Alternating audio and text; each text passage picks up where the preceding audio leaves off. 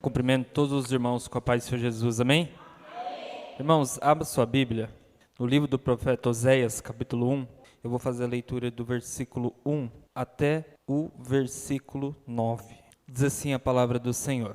Palavra do Senhor que veio a Oséias, filho de Beri, nos dias de Uzias, Jotão, Acás e Ezequias, reis de Judá, e nos dias de Jeroboão, filho de Joás, rei de Israel. Quando o Senhor começou a falar por intermédio de Oséias, ele disse: Vai, toma uma mulher de prostituições e terá filhos de prostituição, porque a terra se prostituiu, desviando-se do Senhor. Foi, pois, e tomou a Gomer, filha de Diblaim, e ela engravidou e lhe deu um filho. Então o Senhor lhe disse: Põe o nome de Jezreel, porque daqui a pouco visitarei o sangue de Jezreel sobre a casa de Jeú e farei cessar o reino de Israel. Naquele dia quebrarei o arco de Israel no vale de Jezreel. Tornou ela a engravidar e deu à luz uma filha. Então o Senhor disse a Oséias: Põe-lhe o nome de Loruama, porque eu não tornarei mais a compadecer-me da casa de Israel, mas tudo lhe tirarei. Da casa de Judá, porém, me compadecerei, e os salvarei pelo Senhor seu Deus, pois não os salvarei pelo arco, nem pela espada, nem pela guerra, nem pelos cavalos, nem pelos cavaleiros. Depois de haver desmamado, Loruama engravidou e deu à luz um filho. Então disse o Senhor: Põe-lhe o nome de Lohami, porque vós não sois meu povo, nem eu sou o vosso Deus. Amém? Pode sentar, irmãos. Glória a Deus. Então nós vamos hoje dar continuidade a uma reflexão sobre a história dos profetas em Israel. Em especial, nós vamos tratar um pouco da história dos profetas chamados menores. Menores por causa do tamanho dos livros que levam seus nomes. No primeiro momento, nós vamos tratar os profetas que profetizaram durante a história de Israel, Reino do Norte. O Israel que posteriormente vem a ser destruído pela Síria, que seria a vara de correção do Senhor. Então, nós trataremos especificamente o profeta Oséias, o profeta Amós, Miqueias, Naum e Sofonias. São os profetas que profetizaram em relação ao Reino do Norte. Depois, trataremos o evento relativo à destruição de Judá e Jerusalém. E aí nós trataremos outros profetas. Hoje, nós vamos falar do profeta chamado Oséias. O profeta Oséias, ele inicia o seu ministério, irmãos, no final do governo de Jeroboão II. Não é aquele Jeroboão que recebeu as 10 tribos. Esse aqui é outro Jeroboão. Ele é filho de Joás. E ele teve um grande governo político em Israel. Como um governante espiritual, ele foi mau aos olhos do Senhor. Mas como político, um homem muito habilidoso e trouxe muita prosperidade a Israel. Então, bem quando termina este governo de Jeroboão II, é o momento em que se inicia o ministério de Oséias. Oséias pegou o pior momento da história.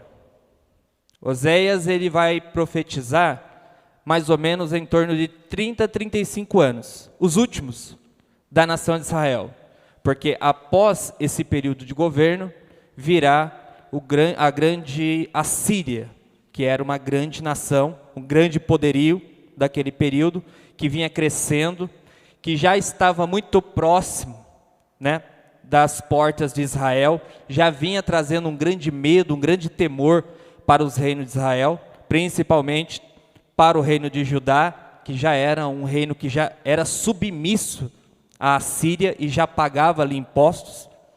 Imagine, o Jeroboão II, ele governou por um período de 41 anos.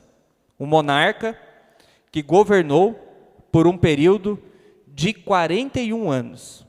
Após ele, vai vir um último período de aproximadamente 30 anos. Nesses 30 anos, vão governar 6 reis em Israel. Enquanto Jeroboão sozinho governou por 41 anos, após ele, vão governar apenas 6 reis num período de 30 anos, sendo que 3 desses 6 governaram por menos de 2 anos. Dos 6, 4 deles foram assassinados. Um deles, o último, foi deportado para a Síria junto com o povo, e um morreu por causa natural. O pior momento político de Israel.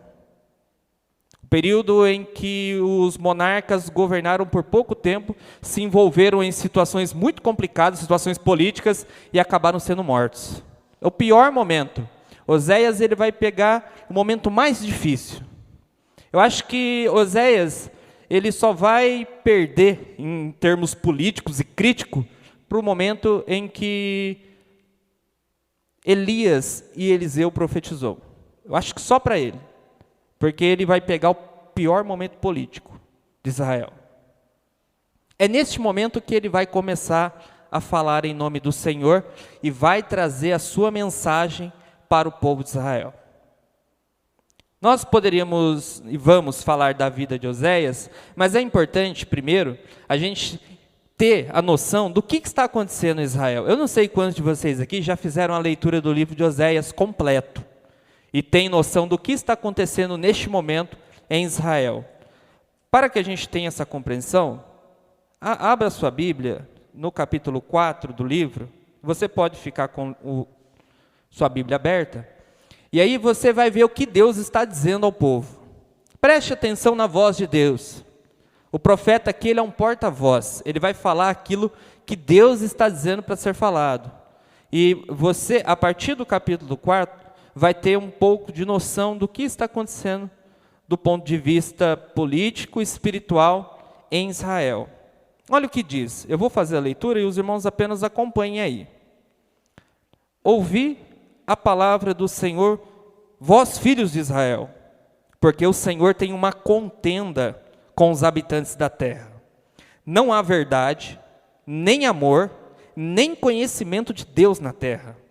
Só prevalecem os falsos juramentos, o mentir, o matar, furtar, adulterar, quebram todos os laços matrimoniais.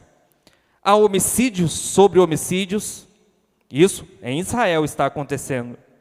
Por isso, a terra se lamenta, e tudo que nela mora desfalece, com os animais do campo e com as aves do céu. Até os peixes do mar estão perecendo. Todavia, ninguém contenda, nem qualquer repreenda, porque o teu povo é como os que contendem com os sacerdotes. Por isso, tropeçam de dia, tropeça também o profeta contigo, tropeça de noite, assim eu destruirei a tua mãe. E o meu povo, ele é destruído, porque lhe falta conhecimento, porque rejeitastes o conhecimento. Também eu o rejeitarei como meu sacerdócio, visto que se esqueceste da lei do teu Deus, também eu me esquecerei dos teus filhos. Quanto mais eles se multiplicaram, tanto mais contra mim pecam. Eu mudarei a sua honra em vergonha. Alimentam-se do pecado do meu povo, e da maldade dele tem desejo ardente. Por isso, como é o povo, será o sacerdote. Veja a condição espiritual do sacerdote. Eu castigarei pelos seus caminhos, e lhe darei a recompensa das suas obras, o Senhor está dizendo. Comerão, mas não se fartarão. Se entregarão à luxúria, mas não vão se multiplicar, porque deixaram de olhar para o Senhor. A sensualidade, o vinho e o mosto tiram o entendimento. O meu povo consulta a sua madeira, Olha a condição espiritual de Israel. E a sua vara lhe responde. Eles consultam a madeira e ela o responde, porque o espírito da luxúria os engana. E eles, prostituindo-se, apartam-se do Senhor. Sacrifícios, eles estão sacrificando nos cumes dos montes, queimam incenso sobre os outeiros, debaixo dos carvalhos, do álamo e do olmeiro, porque é boa a sua sombra. Por isso as vossas filhas se prostituem, e as vossas noras se adulteram. Eu não castigarei vossas filhas, que se prostituem, nem vossas noras, quando adulteram, porque os homens com as prostitutas se desviam, e com as meretrizes sacrificam. O povo que não tem entendimento será transtornado. Ainda que tu, Israel, queres prostituir-se, contudo, não se faça culpado Judá, e nem venhas a Gigal, e nem subas a Bet-Avém, nem jures dizendo vive o Senhor, porque como a novilha rebelde se rebelou Israel, agora o Senhor apacentará como um cordeiro no lugar espaçoso. Efraim está entregue aos ídolos, deixe-o. Tendo acabado de beber, eles se entregam à prostituição, e os seus príncipes certamente amam a vergonha. O vento os envolveu nas suas asas, e eles se envergonharão por causa dos seus sacrifícios. Capítulo 5. Ouve, Israel, ouve, sacerdotes, escute, casa do rei, porque a vós pertence o juízo, visto que fostes um laço para Mispa e rede estendida sobre o Tabor. Essas palavras que aqui foram lidas, do capítulo 4, é um texto central, embora os demais textos que estão a partir do capítulo 4 continuam falando dos muitos pecados na casa de Israel. Você tem os reis e seus príncipes, que estão na perversão do pecado, se embriagam, banqueteiam e prestam sacrifícios aos outros deuses. Você tem os sacerdotes, e nós vemos aqui que aos sacerdotes pertence o juízo. Eles desviaram do caminho do Senhor, eles são assassinos. Oséias vai dizer que os sacerdotes, eles espreitam pessoas nos caminhos para matá-las, eram assassinos, se envolviam com crimes de sangue, homicidas. E ainda você tem a presença de falsos profetas no meio do povo. Esses falsos profetas, eles fazem um grande desserviço, porque eles dizem ao povo que Deus está feliz, que Deus está satisfeito, que Deus está contente com o povo, enquanto o desejo de Deus em relação ao povo é de um grande juízo. Então, assim começa o ministério de Oséias. Oséias é alguém que o Senhor levantou, ele tem pela frente o rei, ele tem pela frente os sacerdotes, e ele tem outros profetas que concorrem com ele e querem apresentar a sua mensagem. Esse é o ministério de profeta, esse é o ministério de Oséias. Ele não é alguém que vai ser elogiado, ele não é alguém requisitado pelos homens, ele não é alguém que é tratado com grande estima, ele é um desprezado, ele é um odiado. O rei o odeia, o sacerdócio o odeia e os profetas o odeiam. Assim era a figura do profeta, pouco diferente da figura que nós temos hoje, né? Por aí. Veja bem, Oséias é marcado pela sua história familiar. O matrimônio de Oséias é um tipo de matrimônio que chama a nossa atenção.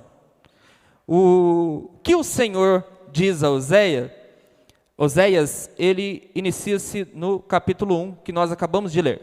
Ele diz a Oséias: toma uma mulher de prostituições. Assim, o Senhor o diz a ele: toma uma mulher de prostituições.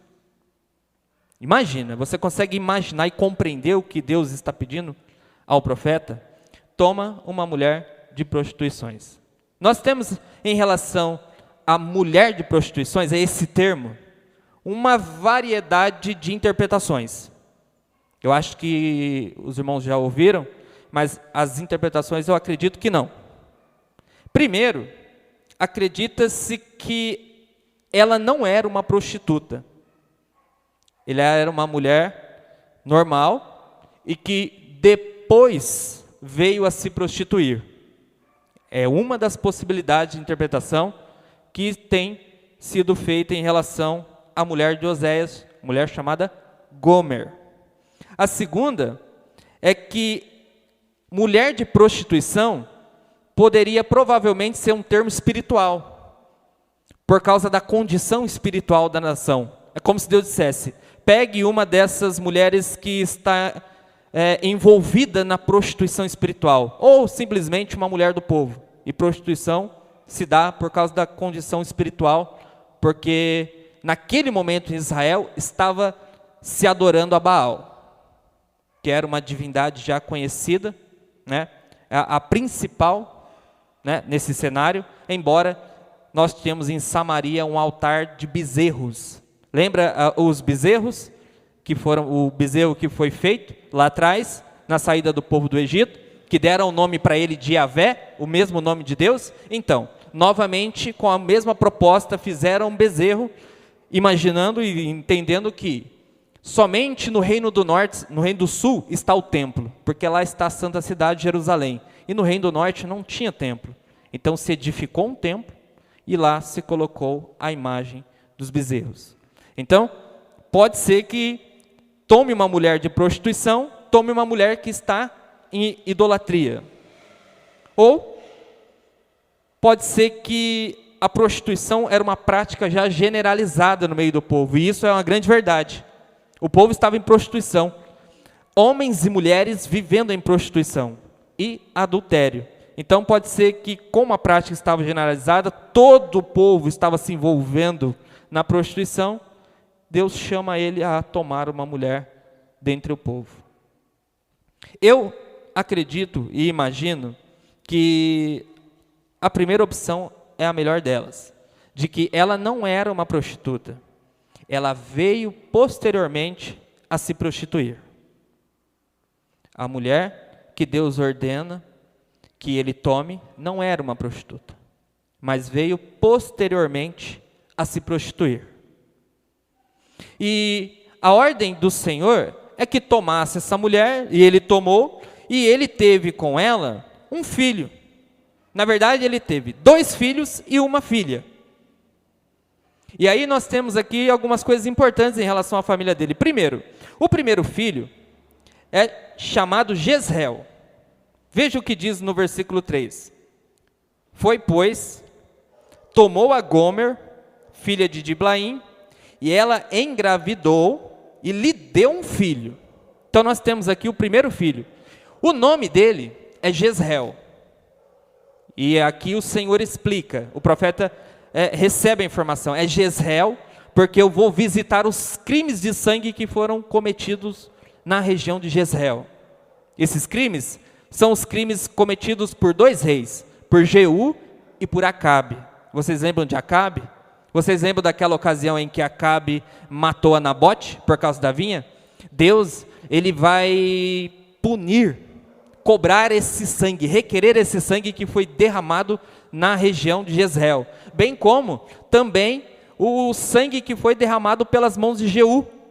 Jeú matou muitas pessoas em nome do Senhor, sem autorização do Senhor.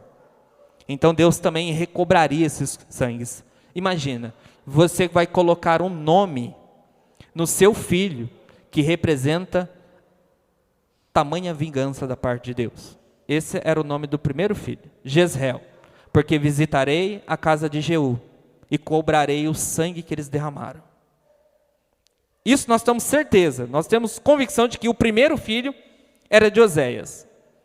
Mas veja, no segundo filho, nós já temos uma desconfiança. O segundo filho, nós estamos aqui no versículo 6. Diz assim, ó, tornou ela a engravidar.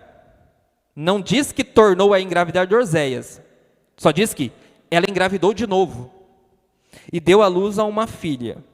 Então o Senhor disse a Oséias: põe o nome de Lo-ruama, porque eu não tornarei mais a me compadecer da casa de Israel, mas tudo lhe tirarei. Agora ela teve uma filha, uma menina, que tinha o nome de Lo-ruama.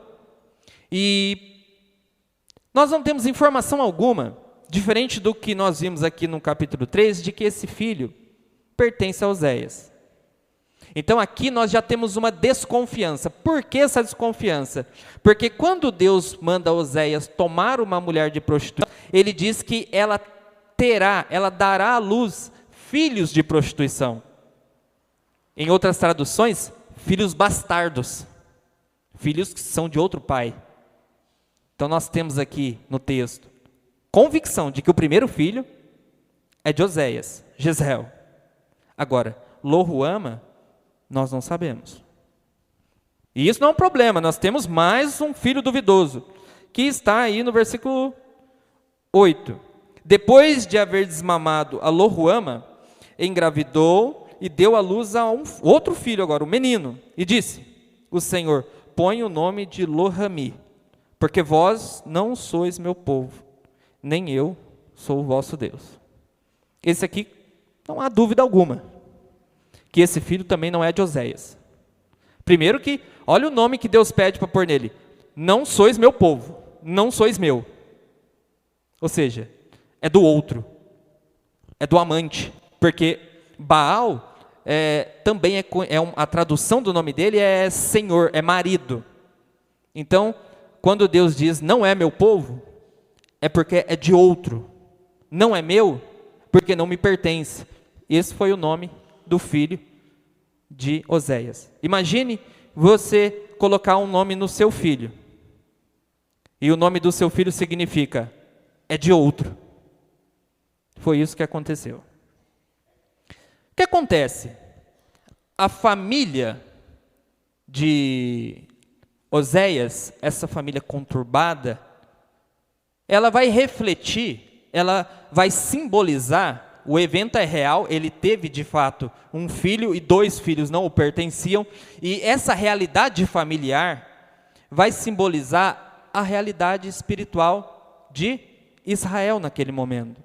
Por quê? Quando nós chegamos no capítulo 2, nós vamos ver uma profecia, e aqui ela tem uma ambiguidade, ela tem 2 sentidos, uma se aplica a Israel e outra se aplica à família, como que Oséias falando aos seus filhos para que contendam com sua mãe, porque a sua mãe já se foi, sua mãe já saiu de casa. Olha o que ele diz: dizei a vossos irmãos, meu povo, vossas irmãs, minhas amadas, contendam com vossa mãe, contendam, porque ela não é minha mulher, e eu não sou seu marido. Desvie ela as suas prostituições da sua face, e os seus adultérios entre os seus peitos, para que eu não a deixe sem nada, e ponha como no dia em que nasceu, e faça dela como que um deserto, e ponha como uma terra seca, e a mate de sede, e não me compadeça de seus filhos, porque são filhos de prostituição. Imagine o drama familiar. É mais ou menos assim, as crianças reunidas, perguntando da mãe, e ele diz: contenda entre vocês, contenda vocês com a tua mãe, pergunte vocês a mãe de vocês, vai vocês a ela, fala vocês com ela, onde ela está, porque a sua mãe já se foi nas prostituições. E vocês são filhos de prostituição. Perceba, essa realidade, essas palavras de Oséias aos seus filhos, estão representando aquilo que Deus está dizendo ao povo de Israel. Vocês são filhos de prostituições. Vocês já foram ao seu marido. Vocês já não são meu povo. Toda a realidade literal da família, os problemas dentro do matrimônio, que estão aqui acontecendo estão simbolizando e estão mostrando a condição e o estado espiritual de Israel. Ele, na prática, a família dele está simbolizando e representando uma realidade, a realidade do que está acontecendo entre o povo. O povo agora foi se prostituir espiritualmente com Baal. Não é mais meu povo, é do outro. Não são mais meus filhos, são bastardos, são filhos de Baal, porque foram se prostituir em seus altares de adoração. É isso que Deus está dizendo com o povo de Israel. Imagine, o profeta está dizendo isso ao rei, aos sacerdotes, aos outros profetas que estão concorrendo com ele com uma mensagem completamente diferente ao povo. Imagine o ódio em relação ao profeta. Pois é. E, se não fosse o bastante, no capítulo 3, nós ainda temos o Senhor dizendo a Oséias, novamente, disse-me o Senhor, vai outra vez e ama uma mulher amada de seu amigo, e adúltera, como o Senhor ama os filhos de Israel, embora eles olhem para os outros deuses e amem os bolos de passas.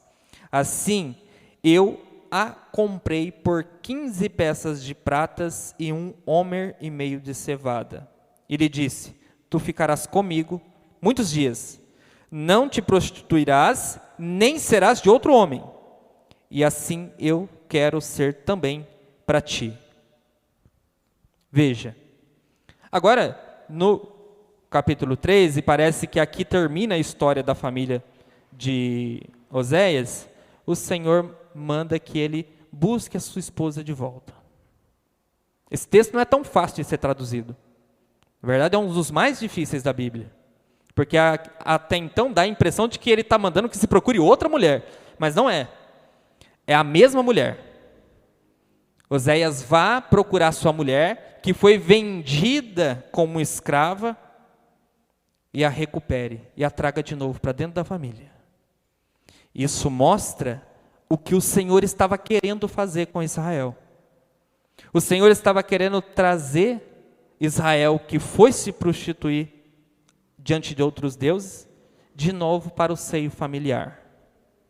Você consegue imaginar você na pele do profeta, você sendo traído pelo seu cônjuge, e a mensagem é, vai, busca de novo, traga de novo para o seio familiar, para que seja restaurada a comunhão. Por isso que às vezes a gente escuta falar, eu te amo mais que tudo. Nada se compara ao amor de Deus, porque os homens nós não somos capazes de amar como Deus ama. Nós não somos capazes, porque amar também implica em aceitação. Não é aceitação injusta, mas aceitação justa. Tal qual é muito difícil. Mas Oséias, profeta obediente do Senhor, foi e comprou a sua mulher.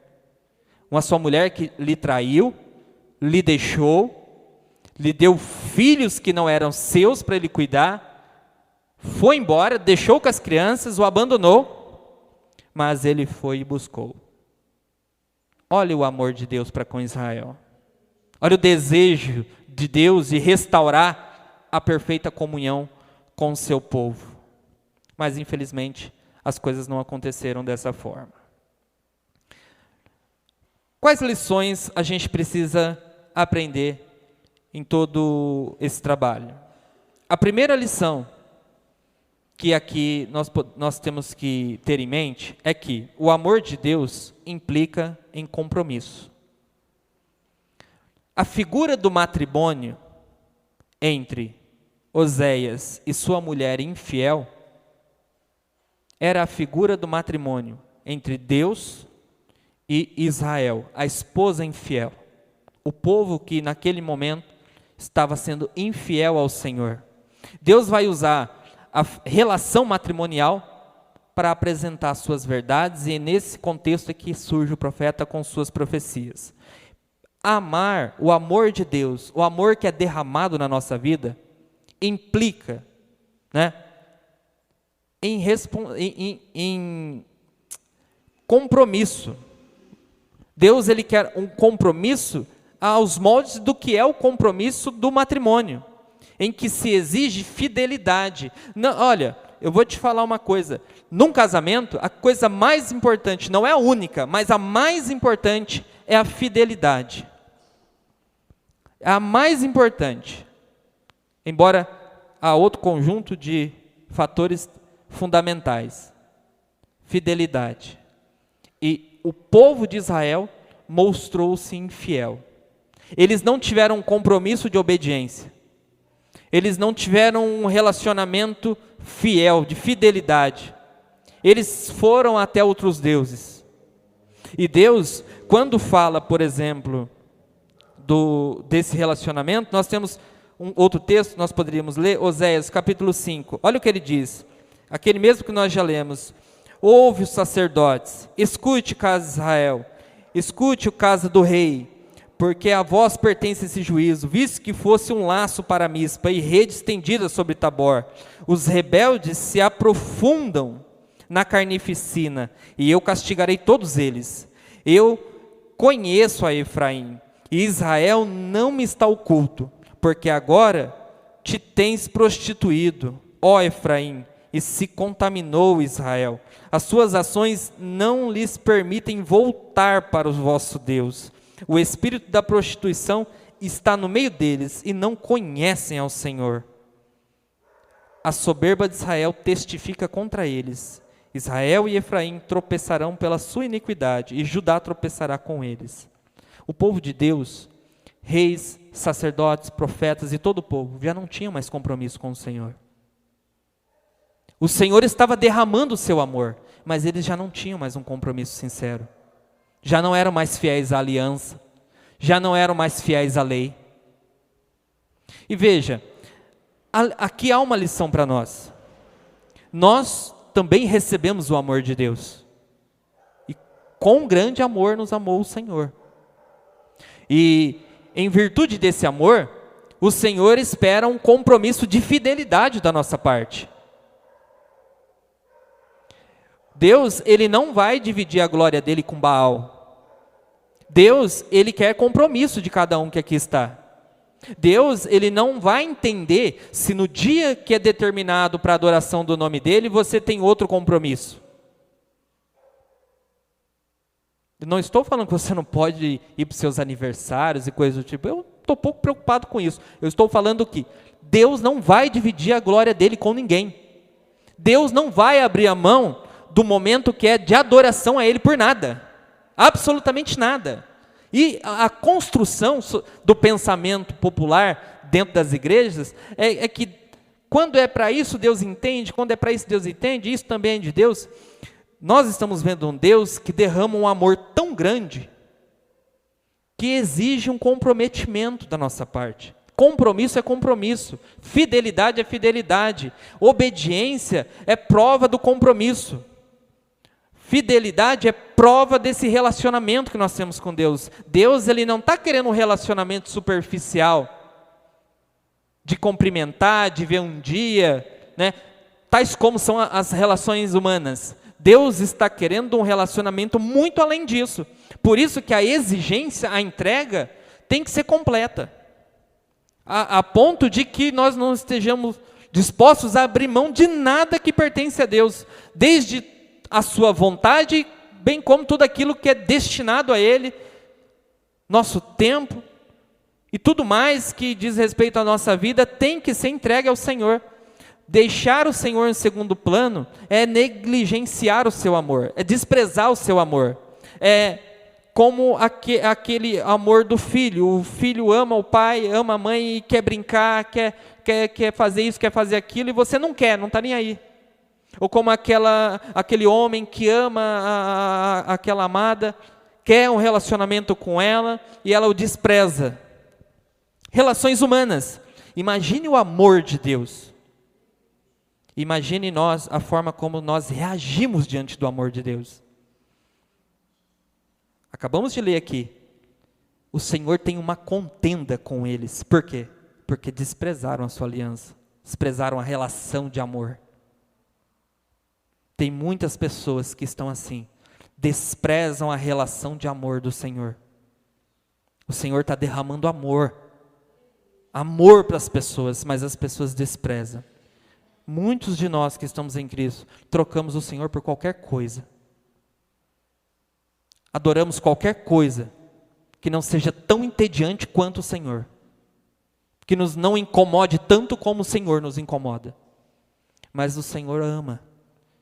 Quem olha as profecias do profeta e acha que o profeta está deferindo palavras de maldição contra o povo, está enganado.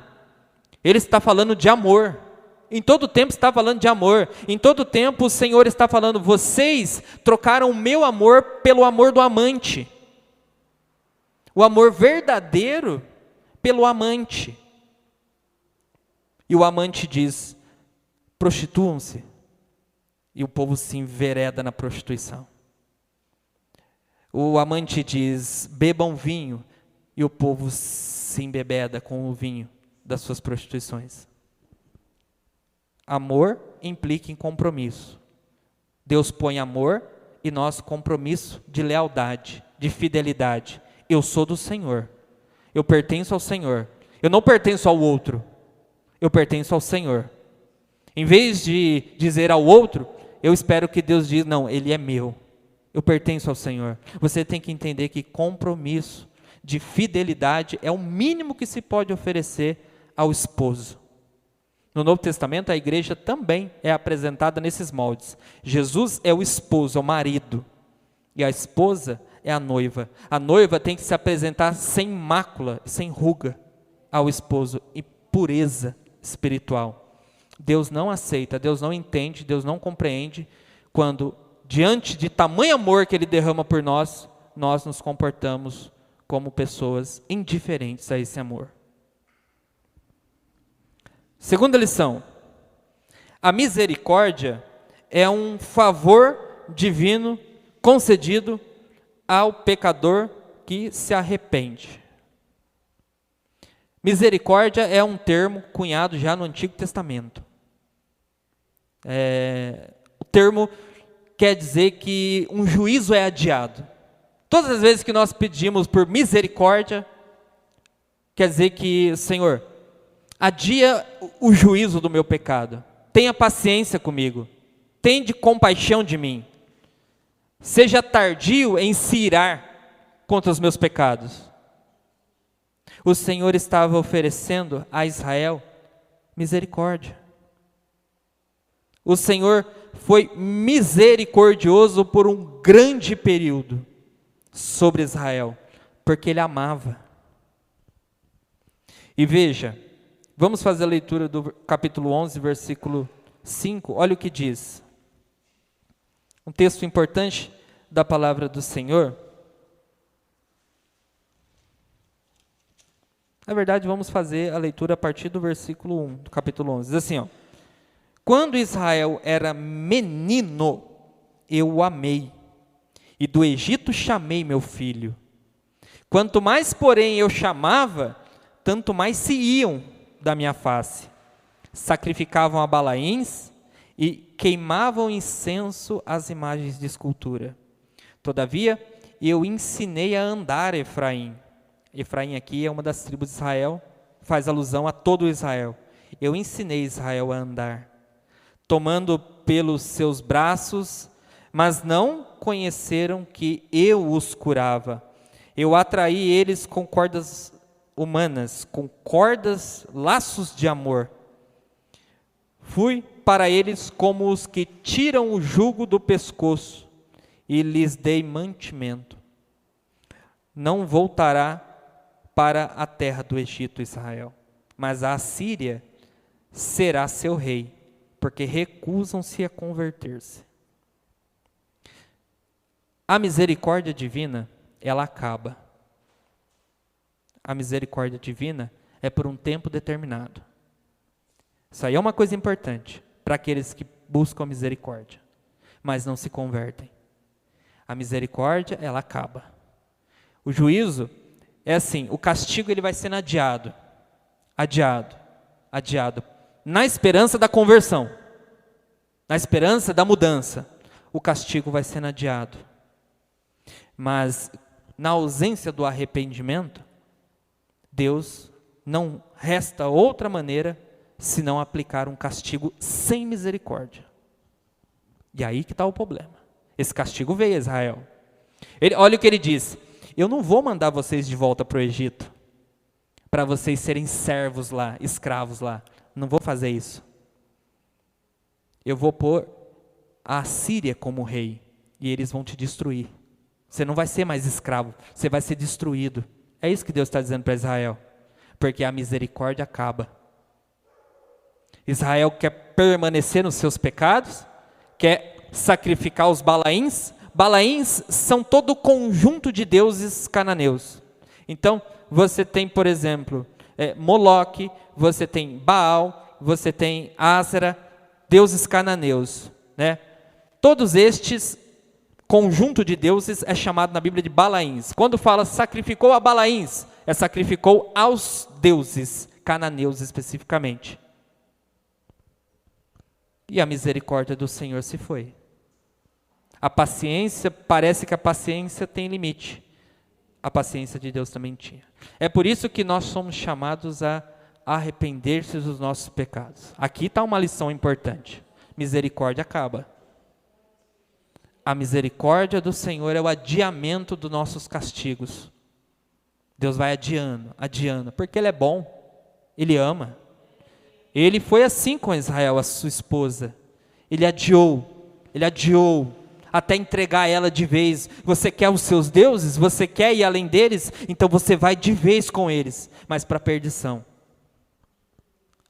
A misericórdia acabou. Israel sofreu. Nós temos ainda outros profetas, e eu vou mostrar para vocês que esse quadro é maior. A destruição que a Síria trouxe foi tão grande que Deus precisou levantar um profeta só, Naum, para poder falar do castigo que Deus tinha também preparado para a Síria, porque a Síria extrapolou dos limites da maldade. A vara de correção que Deus usou foi muito além com as suas maldades. Então Deus também quebrou a vara de correção. Olha como Ele é. Ele usou o povo para corrigi-lo, o povo de Israel, e também corrigiu o povo. Ninguém ficou impune. Todos receberam misericórdia. A misericórdia de Deus foi igual para com todos. E todos foram cobrados por isso, porque não se converteram ao Senhor. Ele diz a Israel: eu não vou lançar vocês de volta lá no Egito, para vocês serem servos, não. Eu vou destruir vocês. E é isso que acontece com as pessoas que não se convertem. Por mais que se prorrogue o castigo virá. E veja, nós pensamos em castigos do ponto de vista humano. Quando nós falamos de Deus, nós não podemos pensar em castigos para o aqui e o agora. Nós temos que pensar que Deus ele está falando com tamanha seriedade que envolve toda a eternidade. As palavras de Deus não são para aqui e agora, como a dos homens. As palavras de Deus transcendem, vão muito além. Então, castigo pior é o castigo divino, porque ele vai muito além da humanidade. Não se trata só em destruir o povo, mas dar o destino final para o povo. Uma última lição importante é a lição da restauração. Todo tempo, o profeta foi conduzido por Deus a restaurar o casamento dele. Mesmo tendo uma esposa infiel, mesmo tendo que criar 2 filhos que não eram seu, que veio da prostituição, mas o Senhor queria em todo tempo conduzi-lo a trazer a sua esposa de novo, a dar para ela uma nova oportunidade, a purificá-la por um período, a dar uma festa de núpcias para ela. O Senhor trabalhando nesse sentido, porque por meio da vida de Oséias, ele estava querendo mostrar o que ele estava querendo fazer com Israel. Eu quero restaurar Israel. Eu quero mudar a história de Israel. Veja o que ele diz no capítulo 14, inclusive foi o que eu li no domingo, que era o arrependimento que estava sendo pregado. O problema é que aqui nós já estamos nas palavras finais de Oséias, e o povo não ouviu a sua voz. O destino de Israel é terrível. o destino do reino do norte é trágico. E assim se deu. Diz assim, capítulo 14. O último chamado de Deus. Volta, Israel, para o Senhor, o teu Deus. Pelos teus pecados tem caído. Olha o que Deus está dizendo. É por causa dos seus pecados que você está caído, nessa condição. Mas volta. Deus chamando por meio da boca do profeta. E olha o que ele diz. Tomai convosco as palavras para o Senhor, dizei-lhe. Aqui, olha que interessante, o próprio Deus está dando por meio dos profetas, do profeta Oséias, as palavras que ele queria ouvir. Deus está usando o profeta para dizer ao povo o que ele quer ouvir. Ele está apresentando já toda a solução para o povo. Olha, Deus está mandando dizer que se você falarem isso para ele, ele vai aceitar vocês. Olha o que ele diz. Tomai convosco as palavras e voltai para o Senhor e diga a ele, perdoa toda a iniquidade, Senhor. O que Deus está pedindo para que o povo diga. E aceita-nos graciosamente. Olha aí. Olha o desejo de restauração do Senhor. Do matrimônio espiritual entre ele e Israel. Dizendo a Israel o que Israel precisa dizer. Diga a mim, Israel. Diga a mim. Me aceite. E Deus o aceitaria. Porque Deus nos aceita. Deus ainda hoje nos aceita por meio do seu Filho. E Deus está chamando o povo dele. Chamando o povo dele. Para pedir perdão, confessar pecados e buscar nele a restauração. Nós somos aceitos por Deus, e digo mais, nós somos aceitos por Deus sem sequer ainda estar completamente regenerados. Foi assim que Deus se aceitou. Você chegamos aqui cheios de pecados, e Deus imediatamente nos aceitou, por meio da confissão destes pecados e fé no Filho dele. E isso ele está fazendo com Israel. Ele diz assim, para que ofereçamos como novilhos os sacrifícios de nossos lábios. Não nos salvará a Síria, não iremos montados em cavalos, e a obra das nossas mãos não diremos mais, tu és o nosso Deus, porque por ti o órfão alcançará misericórdia.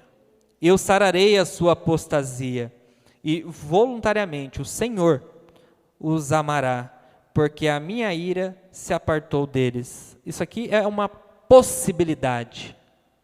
O profeta está apresentando. E para que essa possibilidade se tornasse real, o povo precisava se converter ao Senhor e voltar-se ao Senhor. E o Senhor os restauraria. O que estava acontecendo naquele momento? Israel, o reino do norte, ele se aliou à Síria e ao Egito. Então Israel estava com a confiança do seu poderio político-militar completamente no Egito e completamente na Síria. Enquanto Judá estava numa condição pior da mesma forma. Judá estava colocando a sua confiança na Assíria, enquanto o reino do norte na Síria. É diferente, Assíria e Síria. Todos eles estavam longe do Senhor. A confiança deles não estava no Senhor. A força deles não estava no Senhor. A adoração deles não estava mais no Senhor.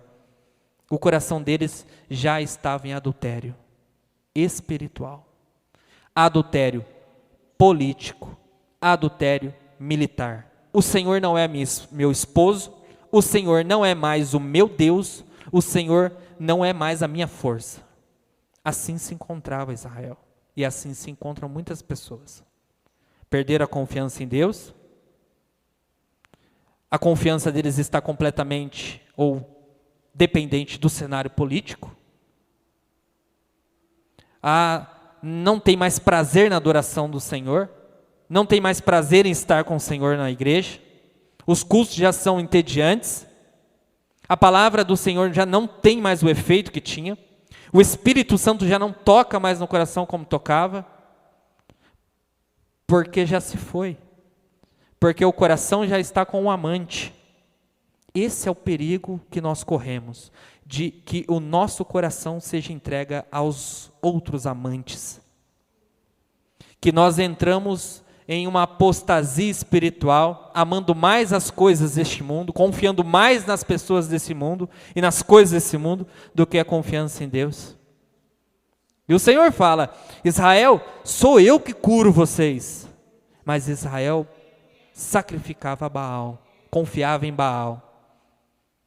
E Deus diz mais: o povo utilizava a prosperidade que vinha da mão de Deus para poder oferecer a Baal. As bênçãos de Deus que eles recebiam, eles ofertavam ao mundo, à perdição, ao pecado. Essa é a condição de Israel. E a vida do profeta foi utilizada para simbolizar essa condição espiritual. Que essas lições fiquem no coração dos irmãos. Essas reflexões fiquem no coração dos irmãos. Apostasia é a mesma coisa que adultério espiritual. E adultério é pecado. Adultério espiritual é a ruína, é a falência da igreja. A igreja tem um noivo, a igreja tem um marido, a igreja tem aquele que o ama e se entregou por ela, que é o nosso Senhor Jesus Cristo. Ele é o Senhor da igreja, Ele ama a sua igreja, Ele tirou a sua igreja do Egito, Ele tirou a sua igreja da perdição, Ele deu dignidade à sua esposa, e hoje nós estamos aqui para louvar e engrandecer o nome do Senhor. Esse livro pode ser muito explorado, ainda você pode lê-lo, e eu recomendo que você faça a leitura. Você pode dividir ele em duas partes. A primeira parte é a infidelidade dentro do matrimônio de Oséias e Gomer. Vai do capítulo 1 ao capítulo 3. E do capítulo 4 ao 14 é a infidelidade entre Yahvé, o esposo, e Israel, a mulher adúltera. Amém? Então fica essa palavra para os irmãos nessa noite. Deus abençoe os irmãos.